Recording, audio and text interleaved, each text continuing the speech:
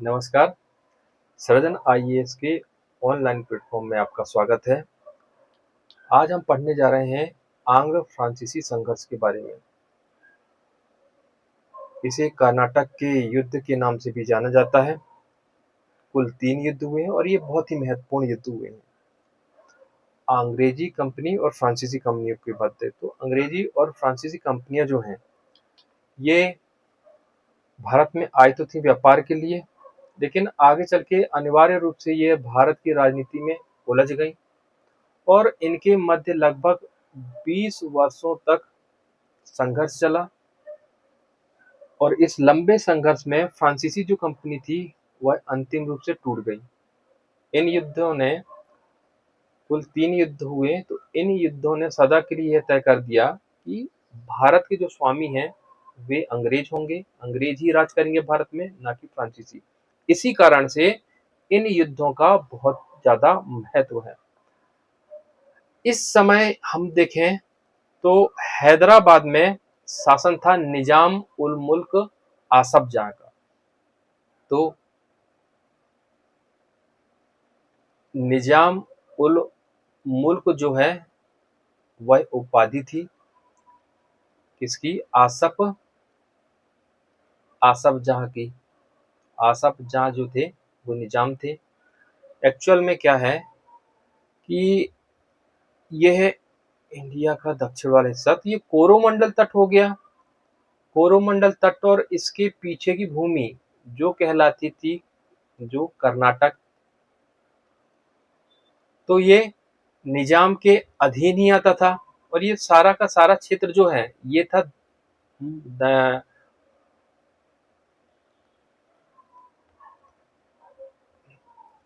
मुगल का एक सूबा था। मुगल दक्कन बोला जाता था।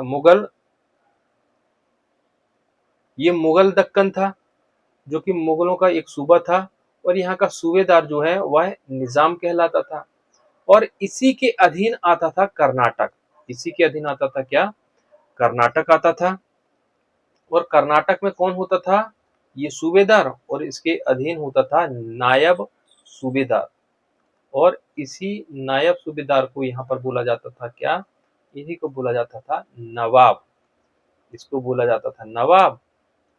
और हैदराबाद के सूबेदार को बोला जाता था निजाम। तो कुछ ऐसी कहानी थी। तो जिस तरह से निजाम जो है वो अर्ध स्वतंत्र हो गया था, मतलब दिल्ली की सत्ता से स्वतंत्र होकर शासन करता था, ठीक इसी तरह से कर्नाटक का जो नवाब था वह भी निजाम की अधीनता से लगभग लगभग स्वायत्त होकर शासन कर रहा था। जब इस समय की बात करें तो जब युद्ध के आसपास कर्नाटक का जो नवाब था वह था कौन? सादत उल्ला खां। नवाब था सादत उल्ला खां या सादत खां जो थे वो नवाब थे यहाँ के। जब इन्होंने आगे चल के हम देखते हैं तो इनके भतीजे का नाम था दोस्त अली। दोस्त अली को असल में क्या है, ये तो थे निजाम के अधीन। दोस्त अली को जब नवाब बनाया तो इनको वैसे तो पूछना चाहिए था किससे? परमिशन निजाम से रहनी चाहिए थी। लेकिन क्या है, मैंने बताया कि ये स्वतंत्र रूप से शासन कर रहे थे तो उन्होंने अपने भतीजे निजाम से बिना परमिशन लिए दोस्त अली को बना दिया नवाब। और इस तरह से इन्होंने कर्नाटक की नवाबी को वंशानुगत बना दिया था। तो कुछ इस तरह की स्थिति थी, चल रही थी। यहाँ पे कुछ ऐसे ही होता है हैदराबाद में। फिर वर्ष 1741 में एक महत्वपूर्ण घटना हुई। क्या?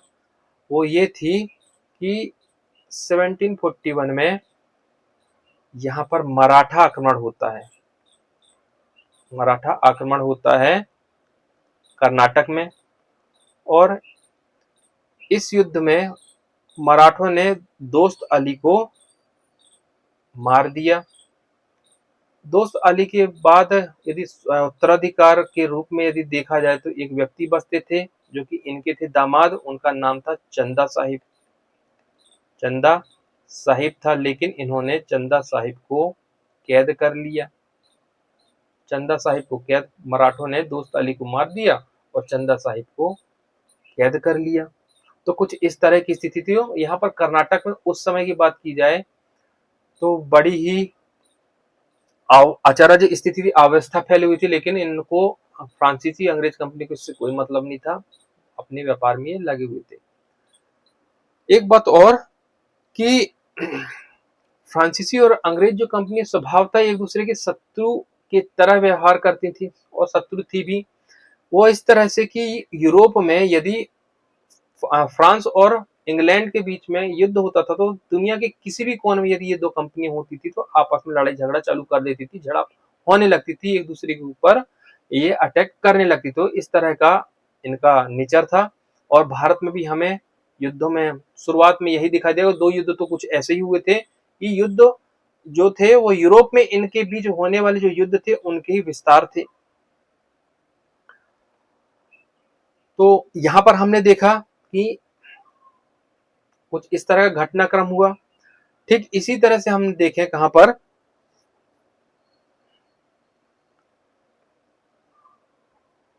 हैदराबाद में। तो हैदराबाद भी वंशानुगत शासन चालू हो गया था। तो जब चंदा साहिब को उठाकर ये ले गए मराठा, तो यहाँ पर कोई स्वाभाविक उत्तराधिकारी नहीं बचता है।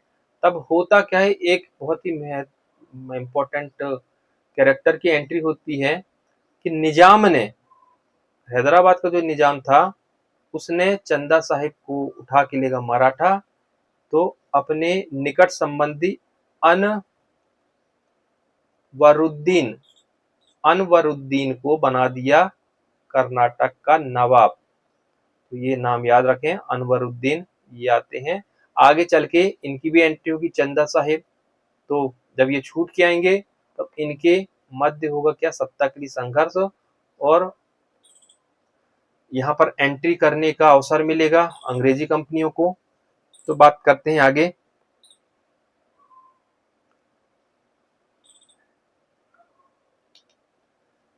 कर्नाटक के प्रथम युद्ध की।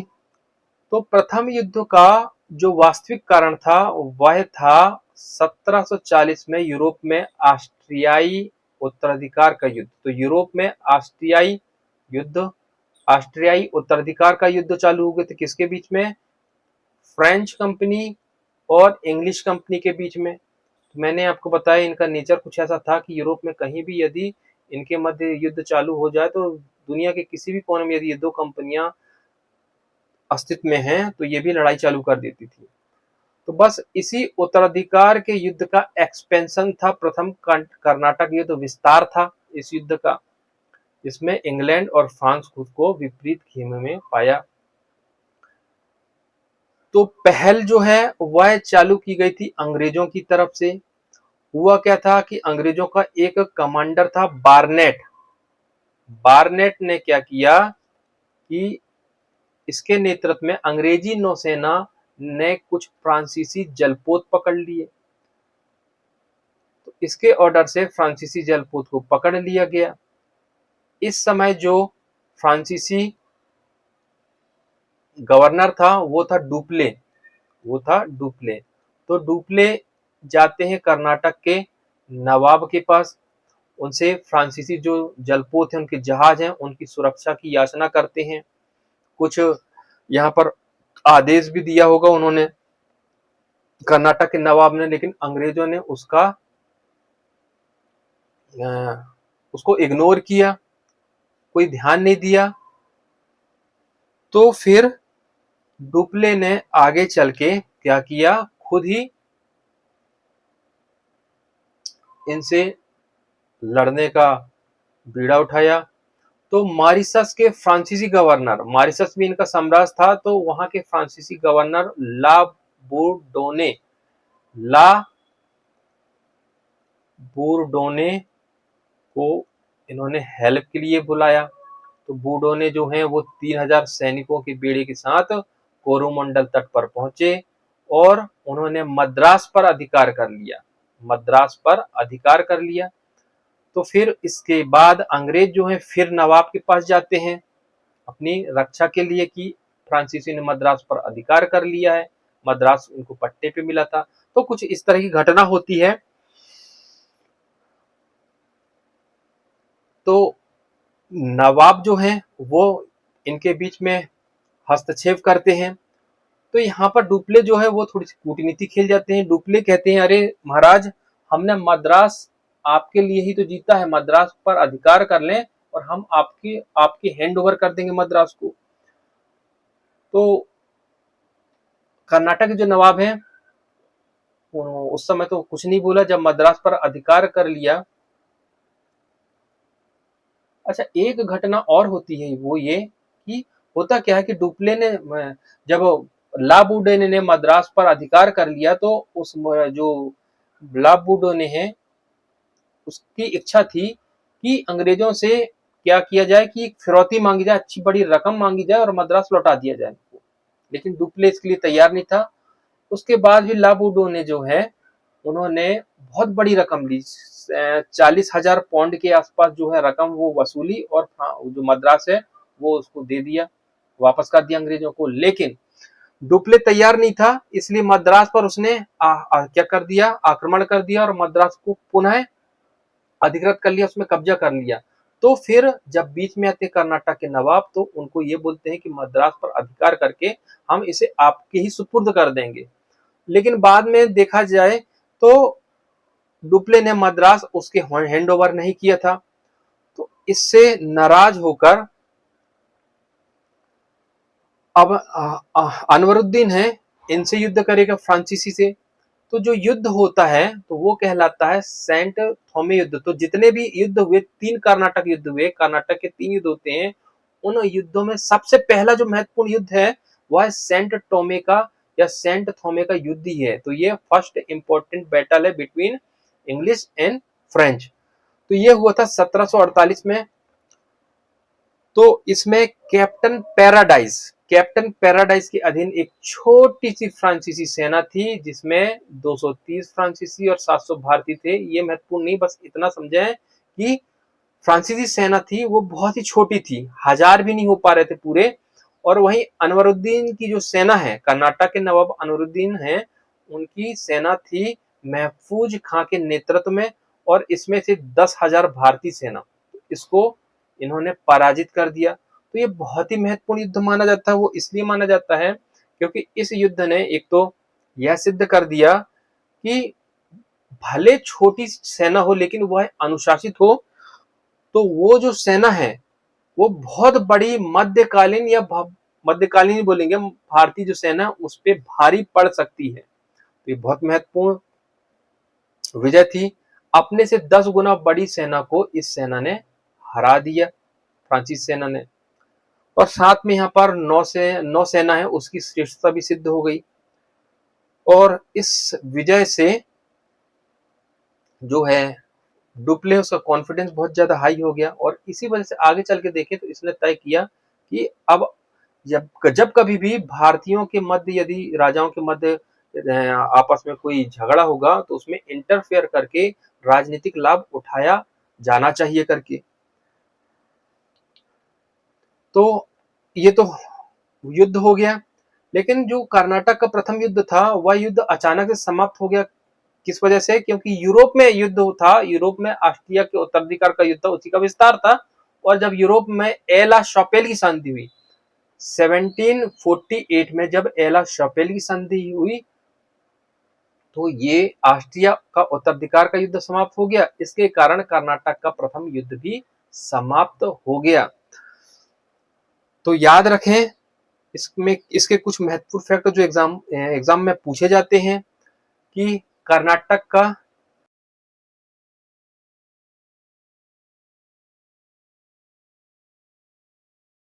इसका जो पीरियड है वो 1746 से 48 के बीच में है। फ्रांसीसी गवर्नर था उस समय डुप्ले। अच्छा, इस समय जब मद्रास को इन्होंने जीत लिया था फ्रांसीसियों ने और सारे के सारे जो अंग्रेज सैनिक हैं जब सरेंडर कर लिए थे तब उनमें क्लाइव भी मौजूद था। क्लाइव भी था, बहुत छोटा सा यहाँ पर सेना में था, क्लर्क की हैसियत से था, बहुत छोटा कर्मी था क्लाइव, तो वह भी बंदी बना लिया गया था। तो मैंने बताया कि कर्नाटक का प्रथम युद्ध कब से कब हुआ, ये क्वेश्चन पूछा जाता है। कारण ऑस्ट्रिया के उत्तराधिकार का युद्ध था। बार्नेट उतने महत्वपूर्ण नहीं है, लेकिन महत्वपूर्ण क्या है इसमें कैप्टन पैराडाइज याद रखें, महफूज खां याद रखें, नवाब थे अनवरुद्दीन, कर्नाटक के नवाब अनवरुद्दीन थे। संधि कौन सी हुई, एला शॉपेल की संधि या एक्सला शॉपेल की संधि भी बोला जाता है, ये 1748 को हुई थी। इतनी बातें आप याद रखें। अगला जो युद्ध है वह है कर्नाटक का द्वितीय युद्ध, ये 1749 से 1754 के बीच में हुआ था। अब यहाँ पर होता क्या है कि निजाम उल मुल्क जो थे आसफ जाह, इनकी हो जाती है मृत्यु। तो 1748 में मृत्यु हुई, तो बात हो रही कहाँ की, बात हो रही है हैदराबाद की। हैदराबाद के निजाम उल मुल्क आसफ जाह की मृत्यु हो जाती है, तो उत्तराधिकार का संघर्ष यहाँ पर आरंभ हो जाता है। निजाम ने अपने पुत्र नासिर जंग को अपना उत्तराधिकारी बनाया, लेकिन उसके भांजे थे मुजफ्फर जंग। तो मुजफ्फर जंग ने इनके दावे को चुनौती दी, ये बनना चाहते थे निजाम। तो यहाँ पर हो गया क्या कॉन्फ्लिक्ट, यहाँ पर झगड़ा हो गया इनके बीच में, नासिर जंग और मुजफ्फर जंग के बीच में। अब दूसरी ओर देखें, कर्नाटक में कुछ ऐसी स्थिति होगी, मैंने बताया था कि चंदा साहिब है, इनको मराठा पकड़ के ले गए थे, कब 1741 को ले गए थे। तो अब यहाँ से वो रिलीज कर देते हैं इनको। तो यहाँ पर उस समय अनवरुद्दीन, जिससे अभी अभी सेंट टोमे का युद्ध हुआ, तो उसके बहनोई जो हैं, ये थे बहनोई थे चंदा साहिब, ये आ जाते हैं।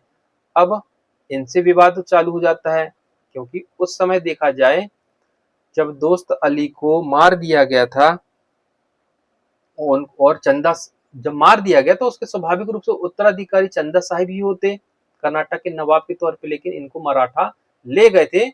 इस वजह से क्या है, निजाम उल मुल्क आसफ जाह ने अपने निकट संबंधी अनवरुद्दीन को बना दिया यहाँ का नवाब। तो जब ये वापस आ गए तो अपना हक मानने लगे अनवरुद्दीन से, तो यहाँ पर विवाद चालू हो गया। एक तरह से देखा जाए तो यहाँ पर भी सत्ता के लिए, सिंहासन के लिए यहाँ पर भी झगड़ा था, और यहाँ पर भी हैदराबाद और कर्नाटक दोनों जगह झगड़ा था। तो डुप्ले ने इस अवसर का फायदा उठाने का सोचा। इस अवसर का राजनीतिक लाभ उठाने के लिए उसने क्या किया, डुप्ले ने मुजफ्फर जंग को सैनिक सहायता देने का वादा कर दिया, और यहाँ पर चंदा साहिब को, क्योंकि ये दोनों ही, क्योंकि ये तो बन ही गए थे, शासक बन ही गए थे। नासिर जंग बन गया था और अनवरुद्दीन जो था वो बन चुके थे। अब बन गए थे तो उसको सपोर्ट करने का कोई मतलब बनता नहीं है, राजनीतिक लाभ देना है लेना है, तो जो स्वाभाविक रूप से शासक नहीं है, जो चैलेंज कर रहे हैं, उसको सपोर्ट करना था। और डुप्ले का कॉन्फिडेंस पिछला जो पहला कर्नाटक युद्ध था उससे बढ़ गया था, क्योंकि उसने यह देख लिया था कि मेरी छोटी सी भी यदि अनुशासित सेना है तो इनकी बड़ी से बड़ी सेना को भी हरा सकती है। तो यहाँ पर कुछ स्थिति ऐसी होती है। तो डुप्ले ने मुजफ्फर जंग को हैदराबाद का निजाम और चंदा साहिब को कर्नाटक का नवाब बनाने के लिए अपनी सेनाओं द्वारा सहायता देने का वचन दे दिया। अब यहाँ पर अंग्रेज जो हैं वो बड़ी ही डायलेमा वाली स्थिति में फंस गए। यदि सहायता ना दें और फ्रांसीसियों का जो प्लान है वो सक्सेस हो जाता है, तो पूरे दक्कन में फ्रांसीसियों के अकॉर्डिंग ही व्यापार होगा, एक अधिकार स्थापित हो जाएगा, और उनको देर नहीं लगेगी अंग्रेजों को व्यापार से बाहर निकालने में। तो अनिवार्यतः या मजबूरी बस अंग्रेजों को नासिर जंग, हैदराबाद के निजाम के लिए नासिर जंग को, और कर्नाटक के नवाबी के लिए अनवरुद्दीन का साथ देना पड़ा। तो इस तरह से देखें तो पृष्ठभूमि बन गई किसकी, दूसरे कर्नाटक युद्ध की। अब इनके बीच में होता है अंबूर का युद्ध। तो दूसरा महत्वपूर्ण जो युद्ध है, पहला सेंट टोमे का युद्ध और दूसरा अंबूर का युद्ध है। तो ये होता है अंबूर जो है यह वेल्लोर कर्नाटक में पड़ता है, वेल्लोर, वेल्लोर के पास में ही अंबूर है। तो वहां पर युद्ध होता है। एक तरफ मुजफ्फर जंग, चंदा साहिब और डुप्ले, ये थे, इनकी संयुक्त सेना थी। तो इस संयुक्त सेना ने कर्नाटक पर आक्रमण कर दिया। कर्नाटक पर आक्रमण कर अंबूर की लड़ाई में अनवरुद्दीन, कर्नाटक का जो नवाब था अनवरुद्दीन, इसको इन्होंने पराजित करके मार डाला। अनवरुद्दीन का पुत्र और उत्तराधिकारी मोहम्मद अली है, ये भागकर त्रिचनापल्ली के दुर्ग में शरण ले लेते हैं। और जैसे ही ये घटना होती है तो उसके तुरंत बाद चंदा साहिब को बना दिया जाता है कर्नाटक का नवाब। और जैसे ही नवाब बनते हैं तो फ्रांसीसियों को इन्होंने बहुत फायदा पहुंचाया। 50 लाख रुपए इन्होंने, तब के 1758 अरबों के बराबर पहुंचेंगे। तो ये 50 लाख उन्होंने फ्रांसीसी कंपनी को दी और अलग से 20 लाख रुपए इन्होंने किसे दिए, डुप्ले को दिए। डुप्ले को अलग से 20 लाख दी। तो बहुत बड़ी रकम कहलाती है।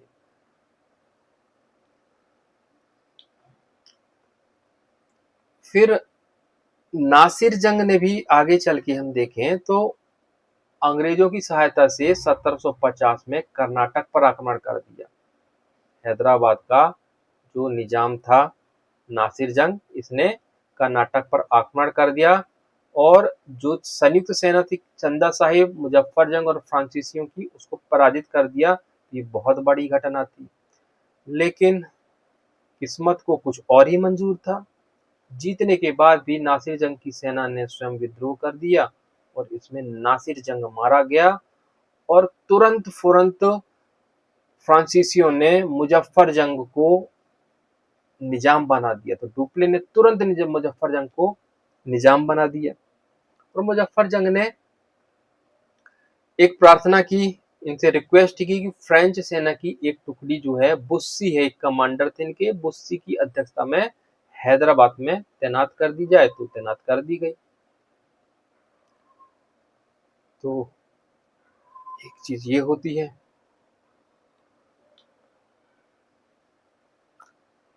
इसी बीच एक घटना और होती है, वो ये होती है कि जब नासिर जंग को मुजफ्फरपुर में, सॉरी, नासिर जंग को पांडिचेरी से, पांडिचेरी भी क्या है, फ्रांसीसियों का मुख्यालय था, पांडिचेरी से हैदराबाद ले जाया जा रहा था।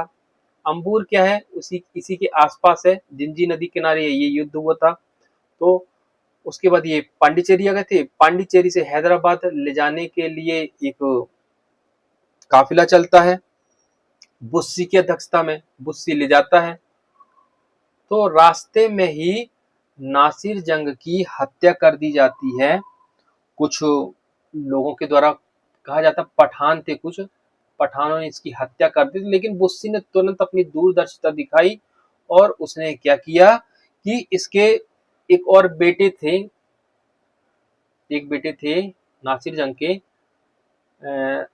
सालार जंग भी नाम मिलता है कहीं कहीं, और या फिर सलावत जंग, सलावत जंग।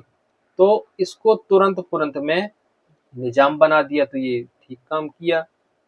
इस वजह से हैदराबाद की जो निजामी है उसमें इनके ही सपोर्ट का व्यक्ति बैठ पाया। तो सलावत जंग को इन्होंने बना दिया निजाम।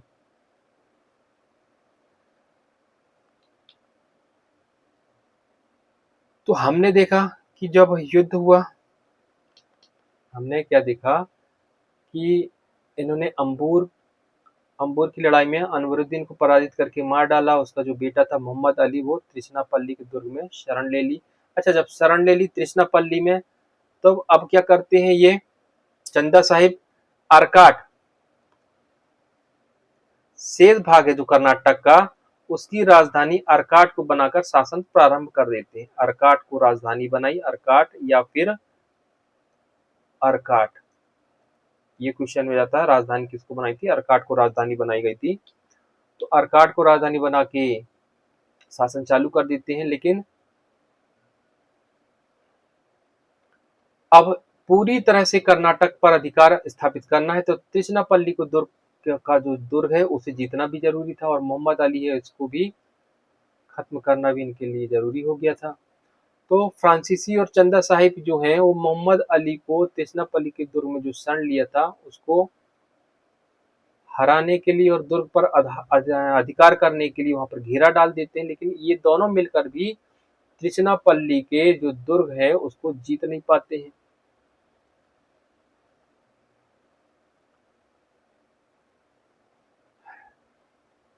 अब यहाँ पर बहुत ही महत्वपूर्ण घटना होती है, वो ये कि अंग्रेजों का एक क्लर्क था जिसका नाम था क्लाइव, जो कि आगे चल के अंग्रेजों का पहला गवर्नर बनता है। तो क्लाइव ने एक सजेशन दिया, सजेशन ये था कि यदि त्रिचनापल्ली पर दबाव कम करना है तो एक काम किया जाए कि चंदा साहिब ने जिसे राजधानी बनाया है, किसे, अर्काट को राजधानी बनाया, तो क्यों ना चंदा साहिब तो यहाँ है, अर्काट पर आक्रमण कर दिया जाए। तो इनको त्रिचनापल्ली से घेरा उठाने पर बाध्य होना पड़ेगा, और ऐसा हुआ भी। तो त्रिचनापल्ली पर दबाव कम करने के लिए कर्नाटक की राजधानी अर्काट को केवल 210 सैनिकों की सहायता से जीत लिया गया क्लाइव के द्वारा। क्लाइव ने सजेशन दिया और क्लाइव को ही बोला ठीक है, इसको लीड तुम ही करो। तो जैसे ही अर्काट को जीत लिया जाता है तो चंदा साहिब त्रिचनापल्ली का जो घेरा है उसको तुरंत उठाते हैं और वहां से भाग जाते हैं। लेकिन रास्ते में ही तंजौर के जो राजा है, ये क्वेश्चन भी आता है, तंजौर के राजा ने त्रिचनापल्ली से जब भाग रहे थे चंदा साहिब तो उनको मार दिया। जैसे ये खत्म होते हैं तो अब यहाँ पर स्वाभाविक रूप से जो उत्तराधिकारी बसते हैं वो है कर्नाल मोहम्मद अली। तो मोहम्मद अली जो है वो कर्नाटक का नवाब बन गया। तो इस तरह से घटनाक्रम यहाँ पर चलता है। आगे चल के देखें तो पांडिचेरी की संधि होती है। इससे ये तय होता है कि अंग्रेज और फ्रांसीसी हैं ये मुगल सम्राट या अन्य भारतीय नरेशों द्वारा दी गई जितनी भी उपाधियां उनको त्याग दिया जाएगा, और भारतीय राजाओं के जो भी झगड़े हैं उन झगड़ों में हमें नहीं पड़ना है। तो हस्तक्षेप ना करने का वादा किया और दोनों कंपनियों ने अपने अपने क्षेत्र जो भी जीते हैं वो वापस कर दिए। लेकिन ये जो संधि है ये बड़ी अस्थायी सिद्ध हुई, और जो भी वादे किए गए वो वादे जस्ट कुछ ही समय में टूट गए। तो ये थी कहानी दूसरे कर्नाटक युद्ध की। तो हैदराबाद में अब भी फ्रांसीसियों की मजबूत पकड़ थी। वहीं हम देखें कर्नाटक में अंग्रेजों का समर्थित नवाब जो है वो पदासीन हो जाता है, मोहम्मद अली। अगला जो युद्ध है वो है कर्नाटक का तृतीय युद्ध। ये होता है 1756 और 63 के मध्य। तो देखिए यहाँ भी वही होता है जैसा कि प्रथम युद्ध में हुआ था। 1756 में होता क्या है, यूरोप में सप्तवर्षीय युद्ध प्रारंभ होता है। जैसे कि प्रथम युद्ध में क्या हुआ था, ऑस्ट्रियाई के उत्तराधिकार का युद्ध प्रारंभ हुआ था, यहाँ पर यूरोप में सप्तवर्षीय युद्ध प्रारंभ हुआ। और यहाँ जैसे युद्ध प्रारंभ होता है तो अंग्रेज और फ्रांसीसी जो है ये भी एक दूसरे के विरोध में आ गए और लड़ाई झगड़ा इनका चालू हो गया।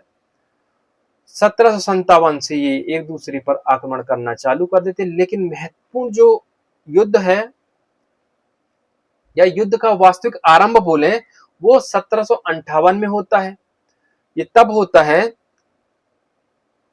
जब फ्रांसीसी सरकार ने काउंट डी लाली को, अब यहाँ पर किसको भेजा गया, काउंट डी लाली। यहाँ पर भी क्या होता है, एक चीज और याद रखें कि पांडिचेरी की संधि जो होती है इस समय जो फ्रांसीसी गवर्नर हैं वो गो डे हू थे। असल में इस युद्ध में ये जो घटनाक्रम हुआ यहाँ पर एक तरह से फ्रांसीसी हैं इनकी बड़ी ही प्रतिष्ठा धूमिल हुई थी भारत में। तो इसका जो ठीकरा है वो फोड़ा गया किसके सिर में? डुप्ले के सिर में, और डुप्ले को वापस बुला लिया गया। ये सारी चीजें जो हुई हैं कर्नाटक में, जो अंग्रेजों का समर्थित नवाब बैठा, वो सब इसकी गलती से हुआ, डुप्ले की गलती से हुआ, ऐसा मानना था फ्रांसीसी सरकार का, और उन्होंने डुप्ले को वापस बुला लिया। डुप्ले की जगह में इन्होंने गोडेहू को गवर्नर बना के भेजा था। लेकिन बात कर रहे हैं तीसरे जो युद्ध की, तीसरे युद्ध में उस समय काउंट डी लालिए उसको भेजा गया था गवर्नर बना के, और जैसे ये आते हैं तो इन्होंने क्या किया कि 1758 में आक्रमण कर दिया फोर्ट सेंट डेविड। ये अंग्रेजों का किला था, फोर्ट सेंट डेविड मद्रास के पास पड़ेगा। तो यहाँ पर इन्होंने आक्रमण करके जीत लिया और युद्ध की यहाँ पर शुरुआत हो जाती है। अब बहुत ही निर्णायक युद्ध होने वाला है इनके बीच में, याद रखें। वो युद्ध है वांडीवाश का युद्ध। वांडीवाश का युद्ध कब हुआ था? डेट भी याद रखें। ये युद्ध हुआ था 22 जनवरी को, 22 जनवरी 1760। ये बहुत ही निर्णायक युद्ध था। वांडीवाश के युद्ध में फ्रांसीसी का पूरा तरह से वॉश आउट हो गए थे, ये वॉशिंग हो गई थी, धुलाई हो गई थी। क्वेश्चन पूछा जाता है कि ये जो युद्ध है वह किसके नेतृत्व में लड़ा गया अंग्रेजों की ओर से? तो यहाँ पर जो अंग्रेज कमांडर था उसका नाम था आयरकूट। एक तो ये युद्ध पूछा जाता है और दूसरा पूछा जाता है प्लासी। प्लासी का युद्ध किसके नेतृत्व में लड़ा गया था? वो था हेक्टर मुनरो, हेक्टर मुनरो। और यहाँ पर आयरकूट, आयरकूट के नेतृत्व में अंग्रेजी सेना ने काउंट लाली के नेतृत्व वाली फ्रांसीसी सेना को पराजित कर दिया। तो युद्ध का समापन हुआ पेरिस की संधि। सारी संधि याद रखें, यहाँ पर पेरिस की संधि है। इसके पहले जो युद्ध था, दूसरा युद्ध, वहां पर पांडिचेरी की संधि है। कब हुआ था वो भी याद रखें। और उससे ही पहले प्रथम युद्ध में हुआ था एला शापिल की संधि। तो पेरिस की संधि में तय हुआ कि ये 1763 में हुई थी कि फ्रांसीसी जो हैं उनको भारत स्थित सारे कारखाने वापस कर दिए जाएंगे, और कर दिए गए। लेकिन वे उनकी ना तो किलेबंदी कर सकते हैं, ना ही वहां पर सैनिक डेरे डाल सकते हैं। तो यह तय हो गया। मतलब कुल मिला के फ्रांसीसी केवल और केवल यहाँ पर व्यापारी की हैसियत से रहेंगे, यहाँ की राजनीति में किसी भी तरह से हिस्सा नहीं लेंगे, और ना किसी प्रकार के व्यापार में इनका नियंत्रण है। तो फ्रांसीसी अब केवल व्यापारी का कार्य कर सकते थे। तो याद रखें, वांडीवास का जो युद्ध है इसने पूरी तरह से फ्रांसीसी कंपनी को भारतीय राजनीतिक शक्ति के रूप में खत्म कर दिया था। इसी तरह से बेदरा का युद्ध हमने देखा। बेदरा के युद्ध में डच जो हैं वह पूरी तरह से परास्त हो गए थे, और वांडीवास में फ्रांसीसी।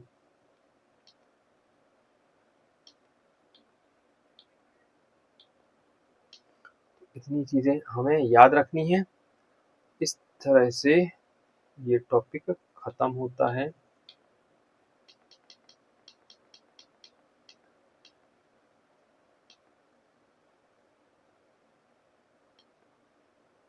अच्छा, एक चीज और जो याद आ रही है मुझे वो ये, जब एला शप्पेल का युद्ध हुआ था तो कर्नाटक का प्रथम युद्ध भी समाप्त हो गया था। यहाँ पर फ्रांसीसियों ने मद्रास जीता था। तो मद्रास जो है वो अंग्रेजों के हैंडओवर कर दिया था भारत में। अब इनको क्या मिला था? एक है लुईबर्ग। लुईबर्ग जो है ये यहाँ नहीं है, ये अमेरिका में है। जिस तरह से फ्रांसीसियों ने अंग्रेजों के इस एक व्यापारिक इस बस्ती है, मद्रास है, उसमें अधिकार कर लिया था, ठीक उसी तरह से अंग्रेजों ने अमेरिका में लुईबर्ग नामक फ्रांसीसी जो बस्ती है उस पर अधिकार कर लिया था। तो लुईबर्ग है वो अंग्रेजों ने किसे दे दिया था? फ्रांसीसियों को दे दिया था, और यूरोप अमेरिका में। और यहाँ पर मद्रास दे दिया गया था इंग्लैंड को। तो ये कुछ अदला बदली हुई थी स्थानों की। तो इस तरह से तीनों की तीनों युद्ध हमारे जो हैं वो समाप्त होते हैं। एक बार और रिकॉल कर लें हम चाहें तो, कि पहला जो युद्ध हुआ था वो हुआ था कब? ये हुआ था 1746 से 48 के मध्य। समाप्त कैसे हुआ था? ये एला शॉपेल जो है, एला शॉपेल की संधि से समाप्त हुआ था। दूसरा युद्ध है, ये कब हुआ था? 1748 1049 से 54 के बीच में हुआ था। ये समाप्त कैसे हुआ था? ये समाप्त हुआ था पांडिचेरी के संधि से। फिर जो तीसरा युद्ध है, ये चालू हुआ था कब? ये चालू हुआ था 1756 से 63 तक चला था, और ये समाप्त हुआ पेरिस की संधि से। पेरिस की संधि से समाप्त हुआ, मतलब 63 को पेरिस की संधि से समाप्त होगा, 54 को पांडिचेरी की संधि, 54-55 को होगा तो समाप्त होगा, 48 को शॉपेल की संधि होगी तो समाप्त होगा। इतनी चीजें आपको याद रखनी है। इसमें जो महत्वपूर्ण युद्ध हुआ था वो हुआ था सेंट टोमे का युद्ध। ये सेंट टोमे का युद्ध या सेंट थोमे का युद्ध हुआ था। इसमें जो महत्वपूर्ण युद्ध हुआ था वो अंबूर का युद्ध हुआ था 49 को। और इसमें जो महत्वपूर्ण युद्ध हुआ था वो वांडी वाश का युद्ध हुआ था, 1760 को हुआ था, 22 जनवरी। ये बहुत ही महत्वपूर्ण फैक्ट है। और वांडी वाश में ये मैंने बताया था आपको, आयर कूट का नाम जरूर याद रखें, बहुत बार पूछा गया है। बाकी चीजें तो हमने देख ही ली हैं। चलिए तो यहाँ क्लास को समाप्त करते हैं। धन्यवाद।